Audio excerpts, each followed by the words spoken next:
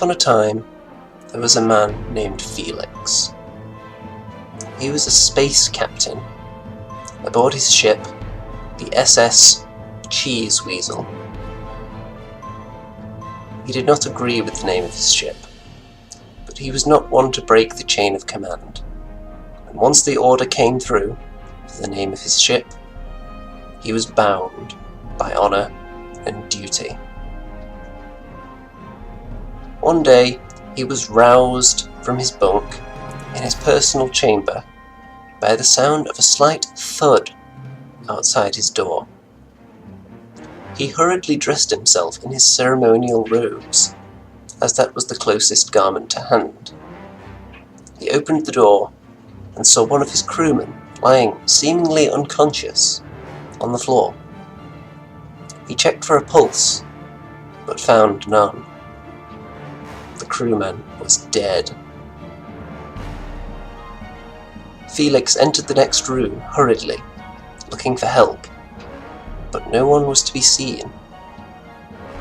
He frantically searched up and down the corridor, entering various other rooms, continually coming up empty-handed. Where were all the crew, he wondered, and why was one of his crewmen dead outside his door? These were questions that he sought answers to, and he was in no mood for tardiness. He rushed to the nearest magnetic ladder and climbed up to the next deck. Magnetic ladders were his transport method of choice between decks. He didn't trust any of the teleportation devices. He was an old-fashioned sort. On the next deck, he searched and searched, and still could not find any crewmen. He began to become increasingly concerned. He decided the only course of action was to head for the bridge, which he did. When he arrived there, the door would not open. He knocked on it as hard as he could and hit all of the alert buttons on the outside panel.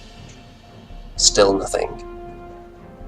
Eventually, he pulled out his laser gun and blew a hole in the door, just large enough for him to crawl through. He was careful not to singe his ceremonial garbs on the outside of the door, where the laser had cut through. As he entered, he was greeted with a sight that assaulted his eyes most viciously. 3 of his leading crewmen were stripped naked, dead in the middle of the floor, their limbs and heads severed, some of them hanging from the ceiling. He did not even bother checking for pulses. He could see that they were gone. He looked up to the screen and saw a hideous sight indeed. An alien life form with huge eyes and slippery tentacles where its nose should be. 2 tiny ears, but an enormous jagged chin. This was the most unusual alien he had ever seen. He hit a button and began to communicate with it, the only way he knew how. In English. "What have you done, foul alien scum?" he said.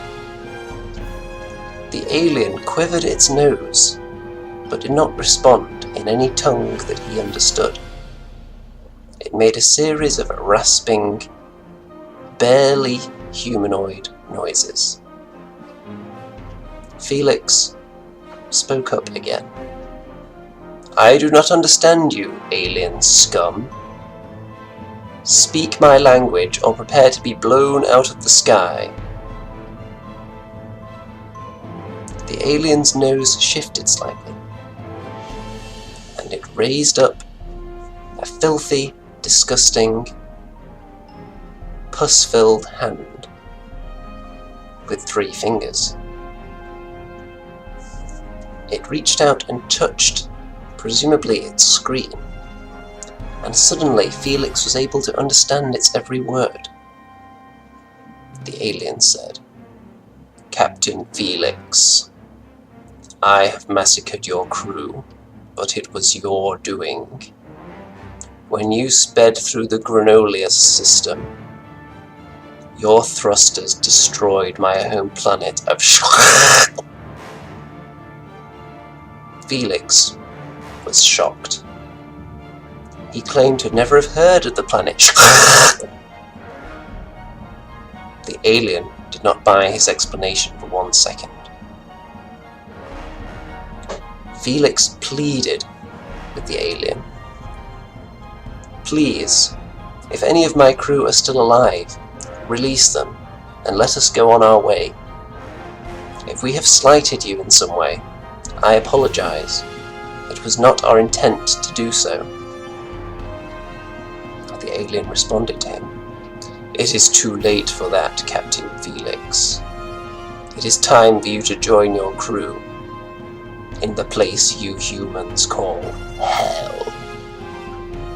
Felix braced himself as he felt his ship begin to shake, almost as if it had been hit by some kind of missile. The alien began to laugh uncontrollably, spilling slime and pus all about the place, splattering onto the screen. The last thing Felix saw as he slipped into unconsciousness was the hand of his former first mate rolling towards him as the ship tilted to one side. The gravity field obviously failing. Felix closed his eyes and wondered if he would ever see day again. The end.